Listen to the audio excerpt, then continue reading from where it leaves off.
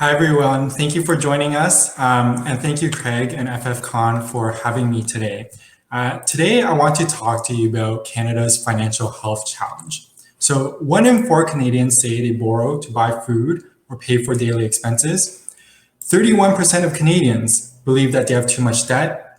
And 65% say that money worries cause them emotional stress, with actually 50% of Canadians saying they lose sleep at night because of these financial health challenges.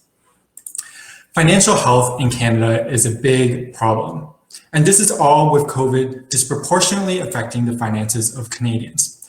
While the full impact of the pandemic in the past year is yet to be seen, the data to date suggests that the negative economic impact of the pandemic has been incredibly unequal, concentrated amongst those already most financially vulnerable. Women, low income, temporary and part-time workers, the less educated, and recent immigrants have all borne the brunt of the job and income losses.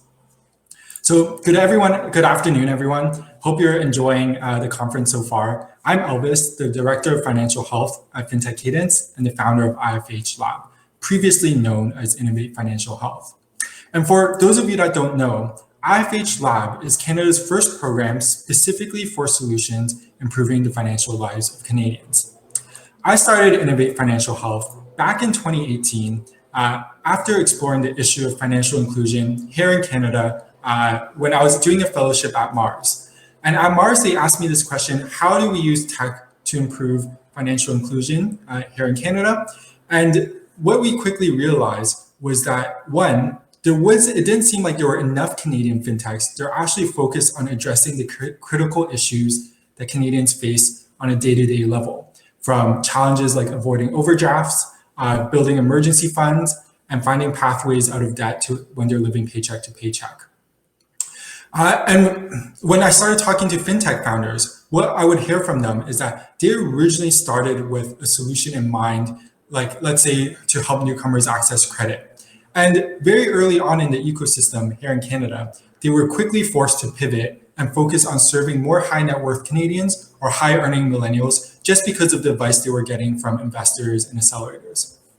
And my belief is that when given the support, there are opportunities to build financial health products and services that work for everyone. So with the support of JP Chase and other partners, we launched IFH Lab. And with IFH Lab, I really believe that that technology can play a critical role in addressing these real challenges that millions of Canadians face each and every day. So in the past 2 years, we've scanned Canada's financial health fintech landscape. And last year, we officially worked with 4 startups from across Canada. And this year, as of last week, we selected 8 more startups from across Canada to work with for the next 6 months from out of 50 applications that we received. And when I tell people that I work in financial health, I'd say that over 80% of the time, the immediate product that comes to mind to them is one of 2 things. Either you need people need to be financially literate, so let's build a financial education platform, or we need a better way to budget our money, so let's build Mint, but better. And these are both fine and noble goals, but for various reasons, I think there's a couple of challenges when these solutions are being applied generically. So one, it assumes that the reasons why people struggle with their financial health is because they're individually not financially savvy enough. And it puts the onus on the individual when in reality, the way that financial services is designed just doesn't work for a lot of Canadians. And 2, it doesn't really solve the intention to action gap. In general, people know that they should budget, but in reality, life gets in the way. People can learn as much about interest rates as they want, but for the most part, people are going to payday lenders not because they don't understand interest rates or not because they don't understand that's expensive, but it's because payday lending has been specifically designed to serve the needs of those living paycheck to paycheck. And sometimes it may actually seem like the best option available. So don't get me wrong, I think financial education and budgeting are incredibly important. I just think that for it to be effective, solutions have to think deeper about the individual's daily financial lives. And today, what I want to talk to you about is 2 ways that fintech solutions can do this to serve Canadians' needs. The first of these opportunities is that financial health should center around specific communities. Too often, services are created for the lowest common denominator. And the beauty of technology is that it presents the opportunity to solve specific problems for specific demographics that others are currently ignoring. To address the needs of these segments requires more than just some personalized messaging and marketing, but products and services that actually take lives into account. So globally, we are already seeing the next generation of fintech companies that are being built to better address the unique financial needs and challenges of specific communities. One example is Daylight. Daylight is a neobank that's specifically designed by and for the members of the LGBTQ2+ community. And some of the ways that they're different is that they ensure that all of their issued cards are aligned with the preferred names of their clients. And they also provide access to financial coaches that are specifically familiar with the needs of their community. So for example, they're trained in helping their clients work through fertility decisions and transitioning surgeries and all of that. So Daylight is, as far as I know, one of the first neobanks specifically designed for LGBTQ2+ communities. Another example is Purple. Purple is a fintech that's designed to help Americans with disabilities. And one risk for people with disabilities in the US is that they can't accumulate more than $2,000 in assets without risking the loss of some benefit payments. However, that's not the case if you have a tax advantage savings account, a specific type of account, where people with disabilities can actually store up to $100,000 in this account without impacting their benefits qualifications. And Purple does just that. It specifically provides this type of account to their clients. And these are just two of many demographics that we're seeing specific banking and financial services solutions for. Other demographics include women. You'll just have heard previously in Jan's speech and in his TEDx about how that's a huge demographic where there's a huge wealth transfer to women right now. And Elvis, for example, just reached $1 billion in AUM this year.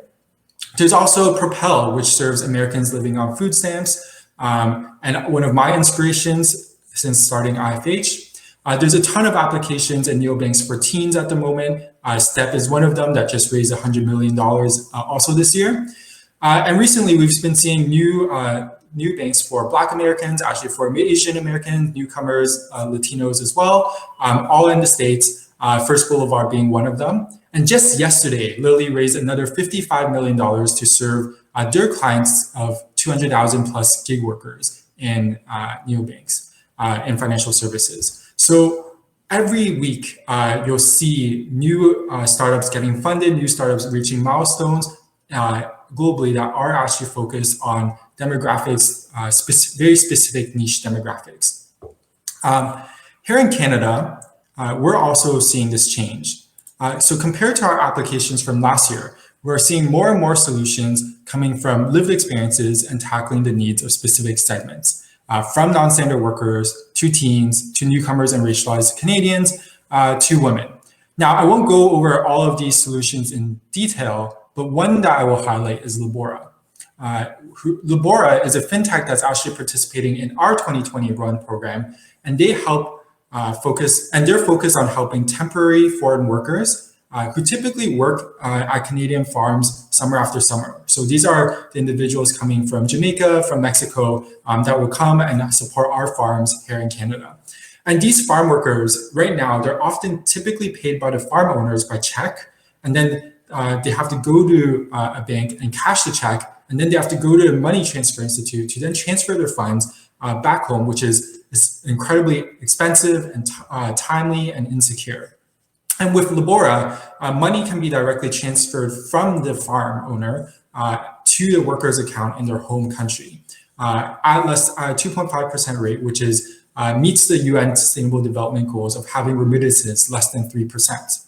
And by working with these workers, actually, Labora has realized that there's more opportunities to support seasonal workers.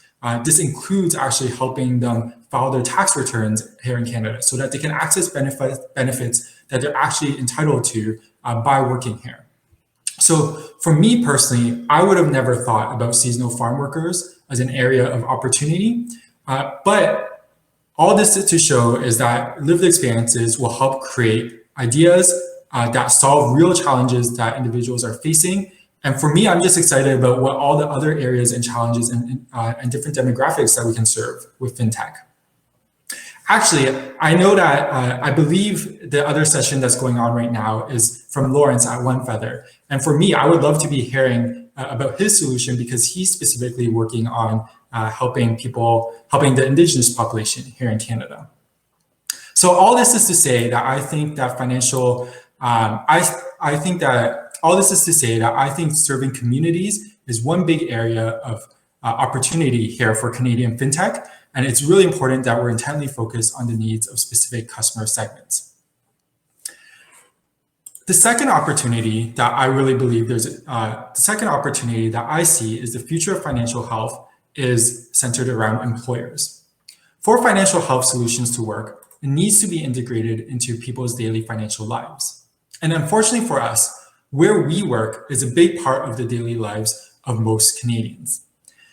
At the same time, employers are increasingly interested in offering financial health solutions to their employees and are becoming a vital channel for the financial health fintechs.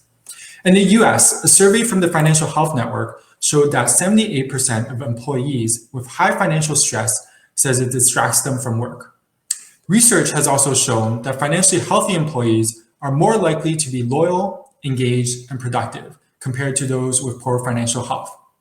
I'm sure many of us can relate with how when you undergo periods of personal stress, you're much less able to be productive at work. So it's in the best interest of employers to help their employees be more financially healthy. And in the past few years, we've seen major companies in the US like PayPal and Walmart invest tens of millions of dollars in financial health solutions for their employees. And you'll see here a quote from Dan Schulman, who's been doing this. First of all, he didn't realize, surprisingly, that a lot of his employees were actually struggling. So that's a concern. But then what he did do, he invested quite a bit of money into higher compensation, but also financial wellness tools for their employees. And through that, he's realized that employees are much more likely to be engaged and much more likely to stay with PayPal now. So in Canada, we are actually, I believe, still quite a bit behind on this trend. As personally, I haven't seen that many employers, especially our large employers, publicly support financial health solutions yet. But what we are seeing is a new crop of financial health fintechs that are specifically working with employers to do everything from creating holistic financial wellness to helping their employees build short and long-term savings, to helping them access wages in advance so that they don't have to go to payday lenders, to getting more affordable lending solutions. So one company I'll highlight here is just Cuber. Cuber was part of our 2020 cohort, and Cuber in the past year has been working with Levi's here in Canada. And what they've done is they've offered all Levi's employees with a match-based savings program. So if you're a Levi's employee now in Canada, you can save on Cuber, and Levi's will match those savings up to a certain point so they can build $500, $1,000 emergency savings funds, but also most importantly, get into the habit of building these savings. So for me, it's just a matter of time before large employers get involved with the financial health fintech ecosystem here in Canada. So communities and employers are two of the big areas of opportunity in my mind for financial health. And now I'd like to leave you with one last thought. I believe personally that financial health will become the new basis of competition in financial services. I don't know if it's 10 years from now or 50 years from now, but in my mind, it is inevitable. Over the past 100 years, the basis of competition has shifted from location, who has the best branches, who has the most branch locations, etc., to price, who has the best rates and fees, to convenience, who makes banking the easiest. And right now, a lot of Canadian fintech innovation is centered around convenience. It's about helping Canadians access, buy, and purchase insurance online, helping them get mortgages easier, helping them invest their money through their phones. And convenience will continue to matter, but as it becomes the norm, Canadians and individuals will start looking deeper into performance and results.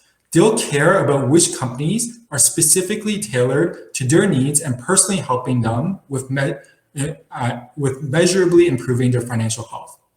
And we're already seeing this trend. Connexus Credit Union in Saskatchewan, for example, notably has switched how they measure the performance of their financial advisors, so that instead of giving bonuses based off of commission, they're giving bonuses based off of who is actually, which financial advisors are actually able to help their clients measurably improve their financial health. And more we'll see financial institutions, fintechs, employers get in the financial health game. And I'm excited to see where this takes it. Because again, the new basis of financial services competition will be financial health. So thank you everyone for your time.